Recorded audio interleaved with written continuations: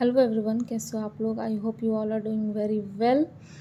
And आज हम next chapter start करेंगे जो कि चैप्टर 5 है। आई होप कि जो लास्ट की जितनी भी चैप्टर्स हैं 1 2 3 4 आप लोग उसको बेस्ट तरीके से रिवाइज कर रहे होगे। And thank you so much guys for watching my video. Please like share and subscribe to channel if it is helpful to you and others. तो चलिए हम स्टार्ट करते हैं बिना टाइम वेस्ट किए। तो स्कोप ऑफ मार्केटिंग रिसर्च, इसमें कुछ खास नहीं है। Importance of marketing insights, insights का मतलब आपको पता है कि जो एक झलक दे। तो मार्केटिंग इंसाइट्स जो होता है वो आपको इन्फॉर्मेशन प्रोवाइड करता है कि how and why we observe certain effects in the market place and what that means to marketers. ठीक है ना। तो ये मार्केटिंग इंसाइट्स है, ये कुछ उतना इम्पोर्टेंट नहीं है, राइट। फिर चैप्टर है व्हाट डज मार्केटिंग रिसर्च, इसमें भी कुछ आपको नहीं मिलेगा। फिर हम यहाँ आते हैं। यहाँ मार्केटिंग रिसर्च को 3 कैटेगरी में रखा गया। मतलब अगर हम मार्केट को के बारे में रिसर्च करते हैं तो इन 3 कैटेगरी का यूज़ करते हैं। मतलब इन तीन कैटेगरी का यूज़ हो सकता है। इन 3 कैटेगरी तरह से रिसर्च किया जा सकता है, राइट। उसमें कौन कौन है? एक syndicate service research form, custom marketing research form and speciality line marketing research form. और मैं ये बोलूँगी कि ये टॉपिक आप लोग देख लेना क्योंकि ये थोड़ा सा इम्पॉर्टेंट है। थोड़ा सा मतलब क्या इम्पॉर्टेंट है, राइट। तो ये थोड़ा इम्पॉर्टेंट है तो इसको आप लोग देख लेना। तो जिससे पहला है सिंडिकेट सर्विस रिसर्च फॉर्म। तो सिंडिकेट सर्विस रिसर्च फॉर्म में क्या होता है? ये फॉर्म जो होती है वो कस्टमर या ट्रेड से इन्फॉर्मेशन गैदर करती है और कुछ पैसे लेके आपको इन्फॉर्मेशन सेल करती है। मतलब बहुत सारी ऐसे कंपनियां होती हैं, बहुत सारे ऐसे फॉर्म होते हैं जिनका काम होता है कस्टमर के लाइक्स, उनके डिसलाइक्स, उनकी प्रेफरेंस क्या है या फिर मार्केट में क्या चल रहा है, किस चीज़ का इम्पैक्ट है, इन सारी चीज़ों के बारे में इन्फॉर्मेशन वो रखे रहते हैं। तो वो लोग इस इन्फॉर्मेशन को, अब जैसे कोई एकदम से नई कंपनी आई या फिर नए ऑर्गेनाइजेशन इस्टेब्लिश हो रहे हैं और उसे इन्फॉर्मेशन चाहिए, तो वो इन्फॉर्मेशन कहाँ से लाएगा? तो वो इस तरह के जो भी एजेंसीज होती हैं, जो भी फॉर्म्स होते हैं, उनको कॉन्टैक्ट करती है एंड वो लोग इन्फॉर्मेशन आपको सेल करते हैं कुछ पैसे लेके। तो उस टाइप के फॉर्म को हम लोग कहते हैं सिंडिकेट सर्विस रिसर्च फॉर्म। दूसरा है आपका कस्टम मार्केटिंग रिसर्च फॉर्म।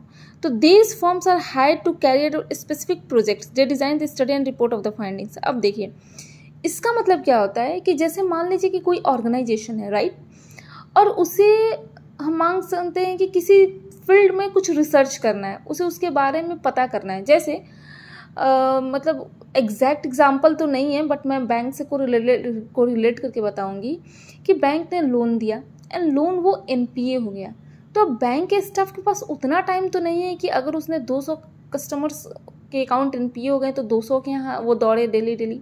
तो उसने एक थर्ड पार्टी रखा जो एनपीए रिकवरी का ही काम करेगी। तो उसी तरह ऑर्गेनाइजेशन जो होती है, अगर उसे कोई रिसर्च करना होता है किसी फील्ड में या फिर कोई चीज़ है जिसके बारे में उसे जानना है, तो वो एक हायर कर ली किसी फॉर्म को, वो उसको क्या करेगी, सारा इन्फॉर्मेशन डिटेल्स वगैरह जो भी है वो सारा रिसर्च वगैरह करके जो भी चीज़ें होगी वो ऑर्गेनाइजेशन को दे देगी। ठीक है। तो उस टाइप के जो फॉर्म्स होते हैं जिनको हायर किया जाता है फॉर कलेक्टिंग द इन्फॉर्मेशंस, उस टाइप के फॉर्म्स को हम लोग क्या कहते हैं? Custom marketing research firm. फिर आता है speciality line marketing research firm. अब ये फॉर्म्स कैसे होते हैं? तो these firms provide the specialised research service. The best example the field service firm which sells field interviewing service to other firms. मतलब ये जो होते हैं ये स्पेशलाइज्ड, मतलब किसी एक स्पेशल तरह का जो रिसर्च होता है वो सारी चीज़ें वो प्रोवाइड करते हैं। जैसे कि फील्ड सर्विस हो गया जो हमें सेल करता है फील्ड के इंटरव्यूइंग सर्विस का, उसने फील्ड में क्या ऑब्जर्व किया, टू अदर फॉर्म्स। तो ये 3 तरह के आपके रिसर्च हो गए, एक सिंडिकेट सर्विस, कस्टम मार्केटिंग और speciality line marketing research firm. तो आई होप आप लोग को ये अच्छे से समझ में आ गया होगा। तो नेक्स्ट टॉपिक पे आते हैं। नेक्स्ट है आपका overcoming barriers to the use of marketing research. ये कुछ उतना इंपॉर्टेंट नहीं है। हाँ, द मार्केटिंग रिसर्च प्रोसेस, इसको आप लोग मोस्ट इंपॉर्टेंट, इसमें कुछ भी ऐड ऑन करने की ज़रूरत नहीं है। नेट पे सर्च करोगे तो कुछ और मिलेगा बट आई सजेस्टेड कि जो कोटलर में दिया है आप उसको अच्छे से पढ़ो, उसी को याद करो। जैसे कि पहला है कि अगर मार्केटिंग रिसर्च हम लोग करते हैं तो सबसे पहला ऑब्जेक्ट क्या होता है? तो होता है कि define the problem and research objectives. मतलब आप रिसर्च क्यों कर रहे हैं, रिसर्च करने के पीछे का ऑब्जेक्टिव क्या है, सबसे पहले हम लोग मार्केटिंग रिसर्च प्रोसेस में उसी चीज़ को डिफाइन करते हैं। ऑब्वियसली जब आप रिसर्च करने जा रहे हैं तो कोई ना कोई प्रॉब्लम तो है, उस प्रॉब्लम के सॉल्यूशन के लिए आप रिसर्च कर रहे हैं। तो वो पहला होता है कि define the research problem and research objective. आपका रिसर्च प्रॉब्लम क्या है, इसकी ऑब्जेक्टिव क्या है, उसको डिफाइन करना। दूसरा, डेवलप द रिसर्च प्लान। अब आप किस तरह से रिसर्च करोगे, एक्सप्लोरेटरी रखोगे, डिस्क्रिप्टिव रखोगे, कैजुअल रिसर्च रखोगे, किस तरह का रिसर्च रखोगे, वो आप यहाँ डेवलप करते हो, पूरे रिसर्च का एक प्लान डेवलप करते हो। Then you have to coming on the next topic, that is the collect the information. अब आपने सोच लिया कि हाँ हमारा ये प्रॉब्लम है, मुझे इस ऑब्जेक्टिव्स के लिए रिसर्च करना है। देन हमने प्लान भी डेवलप कर लिया। अब मेरा होगा कि हम इन्फॉर्मेशन कलेक्ट करें, उससे रिलेटेड जितना से ज़्यादा इन्फॉर्मेशन कलेक्ट कर सके वो करें। Then analyse the informations. उसके बाद जब इन्फॉर्मेशन हमारे पास कलेक्ट हो जाएगी तो हम उसको एनालाइज करेंगे, ठीक है ना। Then present the findings. अब एनालाइज करने के बाद हमें फाइंडिंग्स क्या मिली उसको हम लोग प्रेजेंट करेंगे और मेक द डिसीजन, फिर डिसीजन बना लेंगे। तो ये 6 है। सबसे पहला, डेवलप द प्रॉब्लम या फिर define the problem and research objectives. Then develop the research plan. Plan develop करने के बाद हम क्या करेंगे, कलेक्ट द इन्फॉर्मेशन। जब इन्फॉर्मेशन कलेक्ट हो जाएगी तो हम क्या करेंगे, एनालाइज द इन्फॉर्मेशंस। जब हम एनालाइज कर लेंगे तो क्या लिखेंगे, presents the findings and make the decisions. अब इसी तरह से यहाँ 3 तरह के रिसर्च दिया हुआ है। एक है एक्सप्लोरेटरी, डिस्क्रिप्टिव एंड कैजुअल। तो इसको हम अच्छे से समझते हैं कि एक्सप्लोरेटरी और डिस्क्रिप्टिव और कैजुअल रिसर्च क्या है। तो ये देखिए, सबसे पहले तो जब हमने बताया कि हाँ रिसर्च प्रॉब्लम है तो आप करोगे ना कि आपको किस तरह का रिसर्च करना है, एक्सप्लोरेटरी रखना है कि डिस्क्रिप्टिव रखना है कि रिसर्च रखना है। एक्सप्लोरेटरी सबसे पहला स्टेप होता है। इसमें क्या होता है कि एक ऐसा रिसर्च डिज़ाइन होता है that is used to investigate the research problem that is not clearly defined और अंडरस्टूड। जैसे हमने पहले कहा ना कि डिफाइन द प्रॉब्लम, हम प्रॉब्लम डिफाइन करते हैं। तो एक्सप्लोरेटरी रिसर्च में उसी जो प्रॉब्लम डिफाइन किया गया उसी के बारे में इन्वेस्टिगेट किया जाता है कि असल में ये प्रॉब्लम क्या है, ये आपको व्हाट, वेयर एंड हाउ। जैसे ये प्रॉब्लम कहाँ से आई, क्यों आई, ठीक है, कैसे आई, ये सारी चीज़ों का हमें इन्फॉर्मेशन मिलता है। जैसे कि एग्जांपल में दिया है कि कोई रिसर्चर चाहता है कि सोशल मीडिया का इम्पैक्ट जो है टीनेजर्स पे कितना है, ये जानना चाहता है। तो उस इन्वेस्टिगेशन में जाने से पहले रिसर्चर एक सर्वे या इंटरव्यू करेगा, जो हम कहते हैं ओपन एंडेड क्वेश्चन। मतलब एक इंटरव्यू करेगा, एक सर्वे करेगा जिसमें उसको ये पता चले कि आखिर है क्या, ये प्रॉब्लम क्या है। जैसे कि हमारा हो गया कि टीनेजर्स का इम्पैक्ट क्या पड़ता है, सोशल मीडिया का टीनेजर्स पे क्या इम्पैक्ट पड़ता है। तो किस तरह के बच्चे इसमें आएंगे, कुछ ग्रुप्स के बच्चे आएंगे कि हाँ टीनेजर्स में जो है वो लोग क्यों सोशल मीडिया का यूज़ कर रहे हैं, और कर रहे हैं तो उसका इम्पैक्ट क्या पड़ रहा है। इन सारी चीज़ों को, मतलब जो भी प्रॉब्लम पहले फर्स्ट प्रोसेस में हम लोग डिफाइन करते हैं मार्केटिंग रिसर्च प्रोसेस में, उसको एक्सप्लोर किया जाता है, उस प्रॉब्लम को आगे बढ़ाया जाता है कि क्यों ये प्रॉब्लम है, कैसे है, क्या है। तो that is the exploratory research. और यहाँ दिया है कि ओपन एंडेड क्वेश्चन होता है, तो एक्सप्लोर करना मेन मोटिव होता है, ठीक है ना। देन आपका आता है डिस्क्रिप्टिव रिसर्च। डिस्क्रिप्टिव वर्ड से ही पता चलता है कि डिस्क्राइब करना। अब वो प्रॉब्लम क्या था, हमने उस प्रॉब्लम को एक्सप्लोर कर लिया, ये जान गए कि वो प्रॉब्लम क्यों है, कैसा है, कहाँ से आया है, उसका क्या इम्पैक्ट होने वाला है, सब कुछ हम जान लिए। तब अब हम उस प्रॉब्लम को डिफाइन करेंगे, डिस्क्राइब करेंगे, उसके कैरेक्टरिस्टिक्स को डिस्क्राइब करेंगे, ठीक है। इसमें हम डिस्क्राइब करेंगे कि वो क्यों हुआ, वो प्रॉब्लम, जो भी प्रॉब्लम आई। जैसे कि सू परचेजिंग ट्रेंड्स, जैसे मान लीजिए कि सू परचेज का ट्रेंड्स क्या है, इस बारे में हम जानना चाह रहे हैं, तो हम क्या करेंगे, पहले उसके प्रॉब्लम को डिस्क्राइब करेंगे, ठीक है। देन आता है आपका कॉजल रिसर्च, जिसको हम लोग कहते हैं कॉज एंड इफेक्ट। मतलब ये रिसर्च जो है कॉज एंड इफेक्ट रिलेशनशिप, दो वेरिएबल्स के बीच कॉज एंड इफेक्ट रिलेशनशिप को बनाती है। यानी कि अगर ये कॉज है तो इसका इफेक्ट उस पर क्या पड़ेगा ये बताएगी। जैसे कि हम मान लेते हैं कि यहाँ जैसे मैंने दिया है कि अल्कोहल का आपके हेल्थ पे क्या इफेक्ट पड़ रहा है, ज़्यादा अल्कोहल लेने से आपके हेल्थ पर क्या इम्पैक्ट पड़ेगा, क्या आपको हानिकारक करेगी, क्या होगा क्या नहीं होगा। तो कॉज एंड इफेक्ट रिलेशन, मतलब दो वेरिएबल्स इसमें होनी ही चाहिए। जैसे प्राइस बढ़ाने की वजह से सेल्स पे क्या इम्पैक्ट पड़ रहा है, दो वेरिएबल्स हो गया, एक प्राइस हो गया, एक सेल्स हो गया। अब प्राइस बढ़ाने की वजह से हमारे सेल्स पे क्या इम्पैक्ट पड़ेगा, तो that is the causal research, means it shows the cause and effect relationship between the two variables. तो कॉजल से कॉज एंड इफेक्ट आपको याद रहेगा, डिस्क्रिप्टिव से मतलब डिस्क्राइब, एंड एक्सप्लोरेटरी का मतलब एक्सप्लोर करना। सो this is all about the causal research, मतलब टाइप्स ऑफ रिसर्च जो इसमें दिया हुआ है, राइट। देन हम लोग आते हैं, इसमें दिया है कि डाटा सोर्सेज। तो दो टाइप्स के डाटा होते हैं हमारे पास, एक हमारे पास प्राइमरी डाटा होता है, एक सेकेंडरी डाटा होता है। प्राइमरी डाटा को हम लोग कहते हैं फ्रेश डाटा, मतलब जो आप एकदम से मार्केट में जाके एक्सप्लोर कर रहे हो, जिस डाटा के बारे में आप मार्केट से जान रहे हो, सो that is the primary data, ठीक है ना। जैसे कि हमको किसी चीज़ में रिसर्च करना है कि कस्टमर की प्रेफरेंसेस क्या है, तो इसके लिए हमें मार्केट में जाना पड़ेगा, देखना पड़ेगा कि उस कस्टमर की एक्चुअल में प्रेफरेंस क्या है, उसकी नीड क्या है। तो वो जो हम कलेक्ट करके ले आएंगे सो प्राइमरी डाटा होगा। सेकेंडरी डाटा हम देखना चाह रहे हैं कि कस्टमर के ट्रेंड्स कैसे रहे हैं अब तक वो किस तरह के प्रोडक्ट्स को खरीदा है।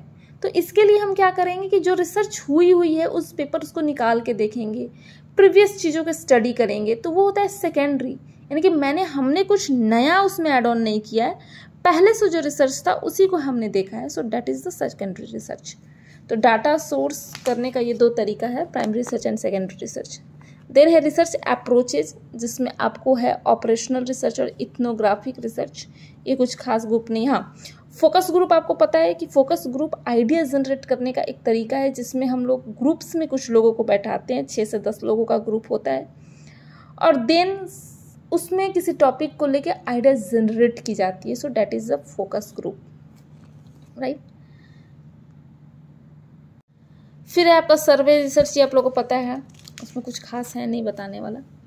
बिहेवियरल रिसर्च, क्वेश्चनर क्या होता है, ये प्राइमरी डाटा, मतलब ये रिसर्च इंस्ट्रूमेंट्स है, प्राइमरी डाटा कलेक्ट करने का एक इंस्ट्रूमेंट है। जैसे हमने क्वेश्चनर भर दिया है ना, agree, strongly agree, disagree, neutral, और हमने कस्टमर को दे दिया कि भाई आप इसमें से आपको क्या लगता है, आप इसको फिल कर दो। So that is the questionnaire. ये डाटा कलेक्ट करने का एक तरीका है, ठीक है।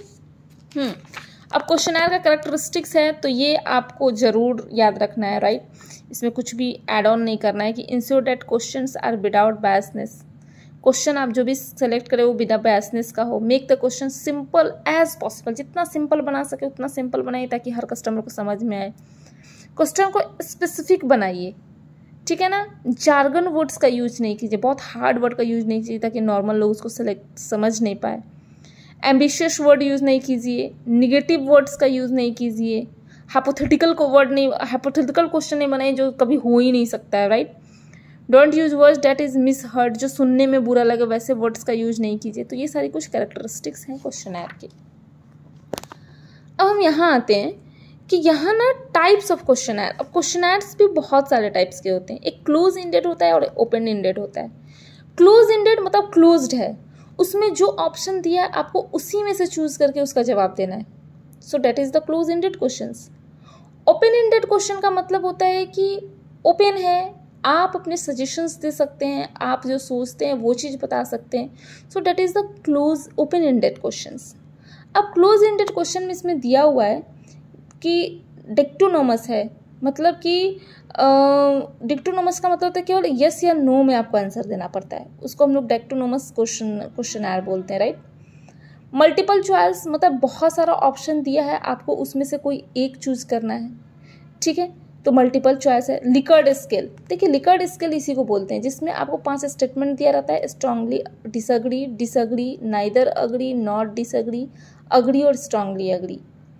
सिमेंटिक डिफरेंशियल क्या होता है, तो इसमें देखिए स्केल जिसमें 2 बाइपोलर्स वर्ड हो, जैसे कि large small, experienced inexperienced, modern old fashions, ये आप लोग याद करो, ये बहुत इंपॉर्टेंट है, ठीक है।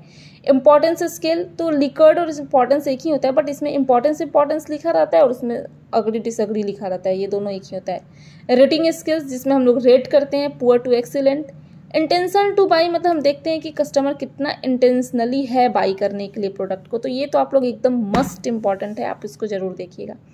देन है आपका ओपन एंडेड क्वेश्चंस, मतलब कंप्लीटली अनस्ट्रक्चर्ड है, हमने कुछ भी आपको लिख दिया कि आप अपने ओपिनियन हमें सजेस्ट कीजिए, सो this is the completely unstructured. Word associations, माने हमने वर्ड दे दिया और बोला कि आपके दिमाग में ये वर्ड सुन के क्या, कैडबरी सुन के आपके दिमाग में क्या आता है, ठीक है।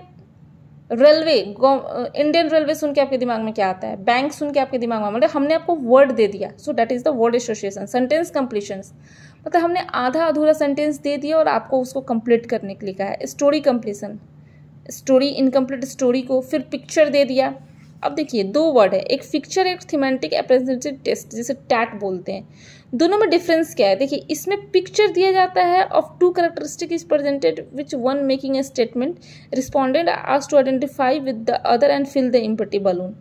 मतलब इसमें जो होता है टू कैरेक्टर्स होते हैं, जिसमें एक स्टेटमेंट, जो स्टेटमेंट बनाते हैं, एक स्टेटमेंट दिया जाता है, दूसरे स्टेटमेंट भरने के लिए बोलते हैं। टैट में क्या होता है कि पिक्चर प्रेजेंट किया जाता है और रिस्पोंडेंट से आस्क किया जाता है कि आप खुद ही स्टोरी बनाइए कि इस पिक्चर को देख के आपको क्या लगता है। यहाँ आधा स्टोरी बनी होती है, इसमें आपको पूरा बनाना होता है, ठीक है। So this is all about the type of question are open ended और क्लोज एंडेड। आई होप कि आपको ये समझ आई होगी, तो आप इसको एक बार बहुत अच्छे से देख लेना क्योंकि ये बहुत इंपॉर्टेंट क्वेश्चन हैं। And thank you so much guys for watching my video. Do like share and subscribe, और कमेंट करना बिल्कुल नहीं भूलना, बिकॉज मुझे अच्छा लगता है जब भी कोई कमेंट आता है। एंड प्लीज़ लाइक करो, शेयर करो एंड सब्सक्राइब करो मेरे चैनल को। And thank you so much guys for watching my video. Thank you so much, bye bye.